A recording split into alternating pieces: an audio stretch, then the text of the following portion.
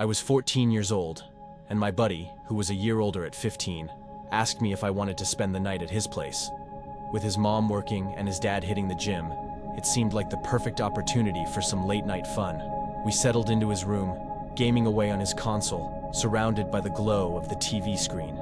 Everything was cool until we started hearing these weird noises, scratching and banging, coming from somewhere in the house. At first, we brushed it off, thinking it was just his dog messing around. But the noises grew louder, more persistent, and we realized they were definitely not coming from his furry friend. Curiosity got the best of us, so we decided to investigate. Armed with nothing but our trusty knives and flashlights, we crept around the house, checking every nook and cranny.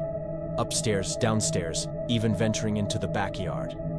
But there was no sign of anyone or anything causing the commotion. Now, his backyard was fenced off, and beyond that fence was a steep drop, making it nearly impossible for anyone to sneak in unnoticed. Despite this, we couldn't shake off the feeling that something wasn't right.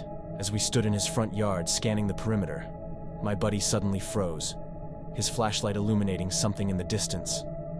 I followed his gaze and saw a figure lurking near the woods, dressed head to toe in black. My heart raced as I realized we were not alone. Without hesitation, I yelled for us to run, and we bolted back inside, locking the door behind us. We wasted no time calling 911, our voices trembling as we recounted what we had seen. Minutes felt like hours as we waited anxiously for the police to arrive, our nerves on edge. When they finally showed up, they combed through the house and the surrounding area, but came up empty-handed. Despite our best efforts to calm down, the unease lingered, casting a shadow over the rest of the night. Following his parents' advice, we stayed downstairs, keeping a vigilant eye out for any signs of trouble. Hours passed in tense silence until my buddy suddenly broke it, his voice filled with a mixture of fear and uncertainty. He claimed to have seen a light shining through the window, its beam cutting through the darkness like a knife. I dismissed it at first, but then I saw it too, a fleeting glimmer that sent shivers down my spine. Once again, we dialed 911, our voices trembling as we described the eerie phenomenon. The police arrived promptly, their presence offering some semblance of comfort in the face of the unknown. They searched the area outside the fence, their flashlights cutting through the darkness, but found no trace of anyone lurking in the shadows. With no explanation for the strange occurrences, they left us to fend for ourselves, advising us to call them if anything else happened. As the night wore on, we tried to shake off our fears, convincing ourselves that it was all just a misunderstanding. But fate had other plans. 2 weeks later, my buddy asked if I wanted to spend the night again, and despite my reservations, I agreed. That night, as we sat in his room, reminiscing about our previous encounter, we heard a noise that sent chills down our spines. Peering out the back door, we spotted someone lurking over the fence, their presence casting a shadow over our night of supposed fun. Terrified, we retreated to the safety of his room, clutching our knives and flashlights like lifelines. We ventured into the backyard, our hearts pounding in our chests, but found nothing but silence and darkness. The police arrived once again, their arrival offering some semblance of relief, but their search yielded no results. With no explanation for the bizarre events plaguing us, we were left to wonder if we were truly safe in our own home. The night dragged on, each passing minute filled with tension and uncertainty. Then, just when we thought it couldn't get any worse, we heard it. The sound of banging echoing through the house, growing louder with each passing second. Panic set in as we barricaded ourselves in his parents' room, clutching his dad's gun for protection. We called 911 once again, our voices trembling as we pleaded for help. The police arrived, their arrival bringing with it a sense of relief that was short-lived. Despite their thorough search, they found no sign of anyone or anything causing the disturbance. With no explanation for the inexplicable events, they left us to fend for ourselves, their words of reassurance ringing hollow in our ears. That night marked the end of our innocence, forever altering our perception of safety and security. Though the years have passed, the memories of that fateful night still haunt us.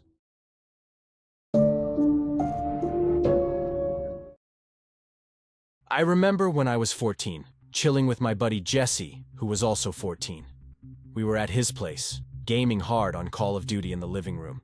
With his folks out for the night, we cranked up the volume and let loose, munching on snacks like there was no tomorrow. Eventually, Jesse suggested I crash there for the night, given his parents' absence. While he went upstairs for a bathroom break, I sneaked downstairs to call my mom and let her know I was staying over. When I returned, Jesse had this puzzled expression on his face, claiming he heard noises from the bedroom next to the bathroom. I reassured him I was downstairs on the phone, but he seemed uneasy as he headed back upstairs, with me trailing behind. He paused by the bedroom door, pressing his ear against it before cautiously peeking inside. It was dim, but we could make out enough to see nothing out of the ordinary.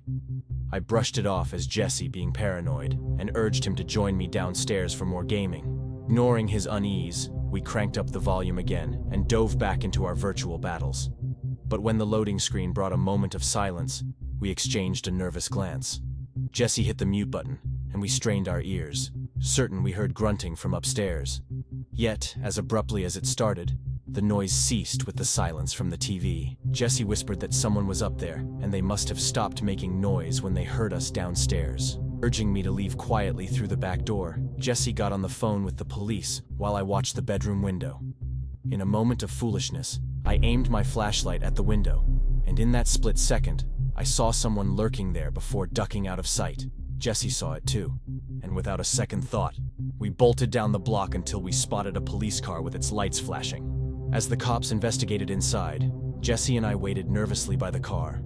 Suddenly, we spotted him, the tall, ominous figure who had been lurking at the window. He emerged from the backyard, moving swiftly, yet stealthily. We rushed inside, screaming for the cops, but by the time they came out, he had vanished into the night, leaving behind evidence of his intrusion. The bedroom revealed a pulled-out clothes bag, missing items of clothing, vanished money, and a switched-on desktop computer. Despite our efforts, we never saw or heard from the intruder again. Back in the summer of 2008, I was 12, crashing at my buddy Calvin's house. Details are a bit fuzzy, but Calvin's fam showed up early, stirring up chaos. So, we had this cute idea to camp out in the backyard for kicks. Why not? The weather was warm, and setting up the tent took us a mere 15 minutes, thanks to Calvin's backyard nightlight giving us some illumination. Now, Calvin's backyard had this stretch of trees beyond the fence, about 100 yards of pure wilderness. We were out in the country, in New Jersey. After goofing around for a bit, Calvin killed the nightlight, and we hit the hay.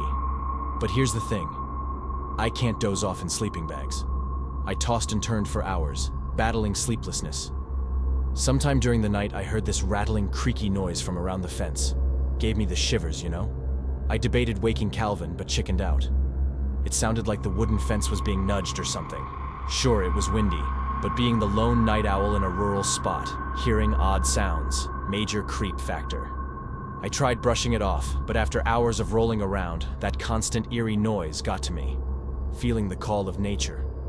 I hesitated to leave without Calvin being awake. So, I shook him up and made him listen to the racket. He brushed it off as wind, but his being awake eased my nerves. I unzipped the tent and peered towards the noise. Couldn't see squat in the darkness, so I flicked on the nightlight. There, by the fence, was a figure hunched over, seemingly shoving it. I flicked the light off and scrambled back into the tent, whispering to Calvin what I'd seen. As we fell silent, so did the noise. I suggested we call his house phone, but Calvin insisted we bolt for the back door. I nodded in agreement. Quiet as mice, he unzipped the tent and bolted, letting out a scream. Reacting on instinct, I darted out too, not daring to look back. When I asked why he screamed, his answer chilled me to the bone. He'd seen someone lurking by the tent, within arm's reach. We spent the rest of the night holed up in Calvin's room upstairs. With the window open, I swore I could still hear that creaky fence, but each time I looked, there was nothing to see.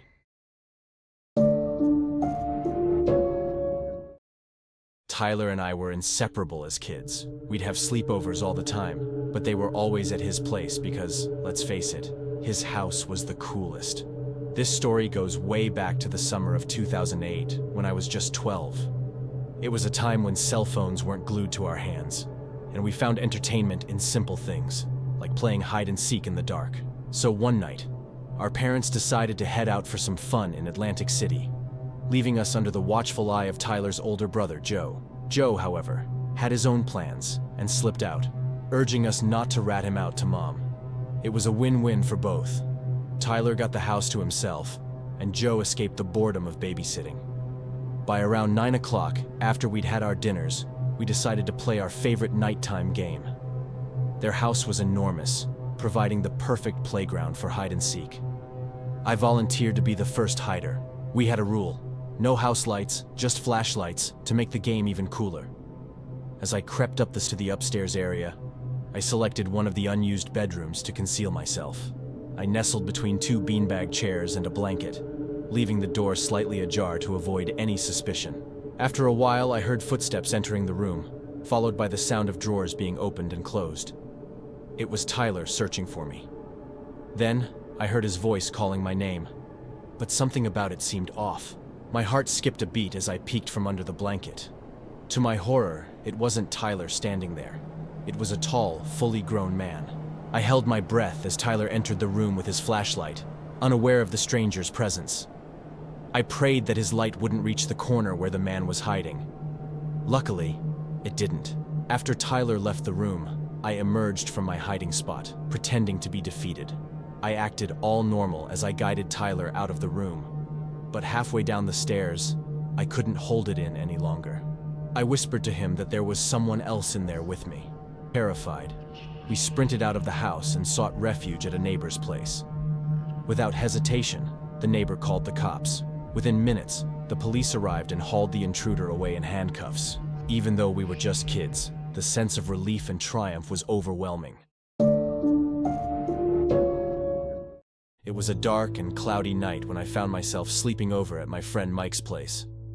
We were both 13, and the atmosphere outside matched our uneasy feelings. Mike's house sat at the end of a dead-end street, with only one other house nearby. Across the street was a vast field surrounded by trees, and his backyard led into a dense forest. Late into the night, long after Mike's dad had gone to bed upstairs, we were still up, hanging out in the den and playing GameCube. Suddenly, a knock at the backyard window startled us. I urged Mike not to open the blinds, but curiosity got the better of him, and he did. In a rush of caution, I switched off the TV and lamps, plunging the room into darkness.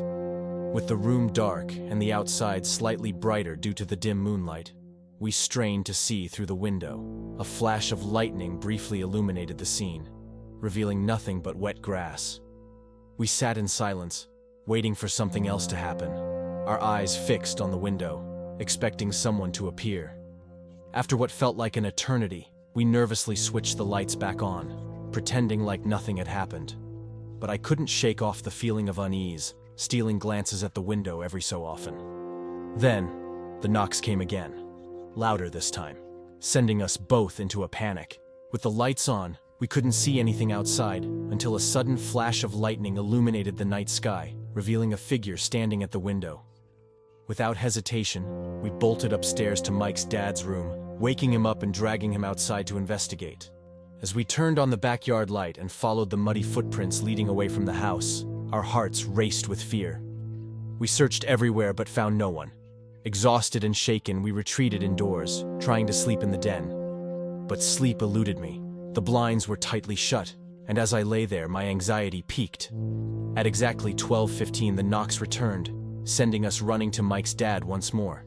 He braved the night alone, while we called the cops.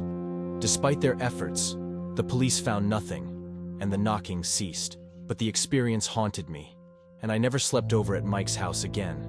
Even to this day, the memory of that night fills me with dread, and Mike's den remains a place of unease. I used to be best friends with a kid named Chris. When he moved away across the state at age 8, I was heartbroken. But I managed to convince my mom to drive me all the way to Chris's new house in the country for a weekend sleepover. Pulling onto his property, I could tell it was the perfect place for outdoor adventures, surrounded by woods in every direction. On the first day, we didn't do much due to my late arrival. We spent the evening talking and watching a movie. Occasionally, I thought I heard strange noises coming from below the floor. I asked Chris if he had a basement, but he assured me they didn't. He mentioned that his family had been hearing odd sounds from below and planned to have an inspector check it out. The next day, with partly cloudy skies and warm weather, we decided to explore the woods. As we approached an opening that looked like a path, Chris accidentally kicked something, a rusty old cellar door. He didn't know about it, nor did his dad. Curiosity got the better of us, and he opened it with a squeal of rusty hinges. The darkness below was impenetrable, with only a narrow ladder leading down a tunnel. Neither of us dared to venture down. Suddenly, we heard sounds echoing up the tunnel, metallic clinks and the thud of something hitting the floor. It dawned on us that someone was climbing up the ladder. Terrified, we rushed to get Chris's father, who was shocked by our discovery. He called out into the darkness before calling some friends over to investigate. Chris and I were confined to his room while they descended into the cellar. When they returned, they looked shaken and refused to tell us what they found. Years later, at age 13, Chris finally revealed the truth. His dad had discovered 3 body bags tucked away in a corner, alongside an old cot and broken beer bottles. The smell of pot lingered in the air. Chris speculated that whoever we heard down there was likely responsible for those bodies,